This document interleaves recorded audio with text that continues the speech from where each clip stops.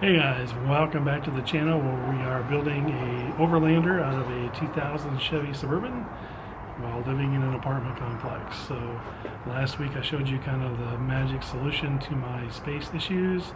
And I've been working in there to kind of get a basic shop together. So let's take a look at what we got going on. So to the new space. I've been doing this for years, and some of it came. Where we were from in Michigan was kind of the headquarters of office furniture. The big three and maybe four top manufacturers of office furniture are in West Michigan, and so used file cabinets are really easy to come by. So I got this at the Habitat for Humanity Restore here locally, and I paid $20. So they had a variety. They had tall, more traditional file cabinets. They had a bunch of these lateral files. There were a bunch on Facebook as well, all in the $10, $15, $20 range. There's people cleaning out like offices when companies go out of business or move, and they just liquidate all that furniture and need to get rid of it in a hurry. So you can usually find file cabinets quickly. And if you think about how much paper weighs, if you had those drawers full of paper, that's a lot of weight. So they're designed for weight. And just so you can see how that fits. So all those Ryobi tools fit in 2/3 of that drawer. Room for some various bits and pieces here. And that one fits hand tools and my screw collection. So lots of room there. And then I added, just for some extra security,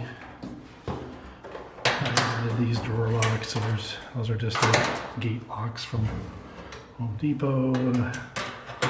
Half slides through. So just for some extra peace of mind, since this is a room kind of unattached from a regular apartment space. So that's storage. Again, $20.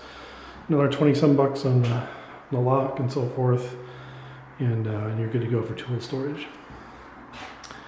For a workbench, there's my monster.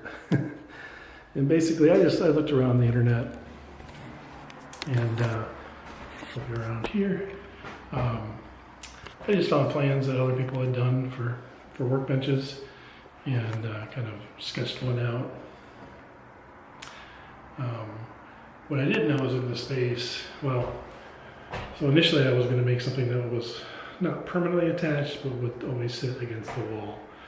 And what I realized is I've got some bigger pieces to make. So think back again to the Suburban. In my mind, again, it's a 3-stage build. It's the platform bed with the drawers.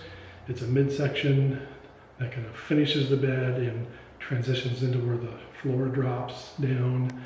And then the third one is the behind the driver's seat cabinet where the fridge and house power are going to go. So those pieces are going to be kind of big and clunky. So I decided rather than a workbench that would always be against the wall, I would make it freestanding. So it's all just freestanding. Arms long enough there. So I can pull it out into the middle of the room and be able to have something where I can stand on either side of the work table and work from either direction. Now, I messed up. I planned to do this 4 foot deep by 5 foot wide. I made a whole diagram, had my whole cut list. So I went to Home Depot, bought the lumber, threw it in the truck, drove just to the edge of the parking lot, got the cordless miter saw out, made all my cuts right there in the parking lot, had a whole list, checked them off as I went. That all went great, but when I came back here, when I finally assembled this table, I messed up. These were supposed to overlap the other way, so it only should have been, this board was my width, and this board should have sat inside of that one. So I ended up being 3 inches wider and 3 inches narrower than I had originally designed. It works fine.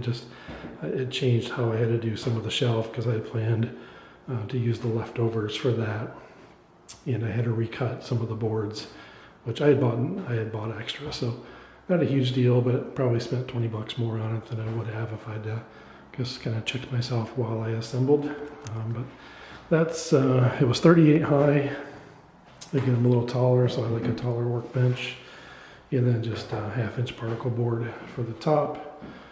You know, may not be something you would use if you had your workbench was in a humid environment or something, but for our purposes, you know, this is, I don't know if we'll keep this, it's just to use while we do this project. After that, I don't know what's going to happen to it. So either we'll knock it apart and trash it, or I'll sell it off on Facebook or whatever. Probably have to disassemble it partially to get it back out the door. I call that the Henry Ford problem. If you don't know the Ford history, you know, he built a car in a shed.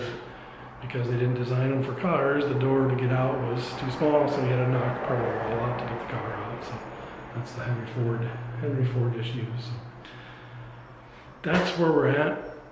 This is just kind of a quicker video, because now the puzzle I have is, where do I go from here? We had quite a change in the weather here in Tulsa over the past couple of weeks. It's now above 60. So I think I'm going to put a hole in the cabinets, and I'm going to go back to installing the sound deadener that I bought to go under the carpet to kind of quiet the ride down. So that I'll put in a separate video. This I just wanted to show what, you know, it's about 150 bucks probably will get you as far as a work shop situation going. So tool storage, lockable tool storage, decent sized workbench to work on. Taking advantage of a space that came available. So that's what I got for you this week. Pretty sure we're going to move on to the sound deadening. It's going to be a bit of a project because I want to get it from kind of front to back in the truck. So we'll see how that goes. But for now, thanks for watching.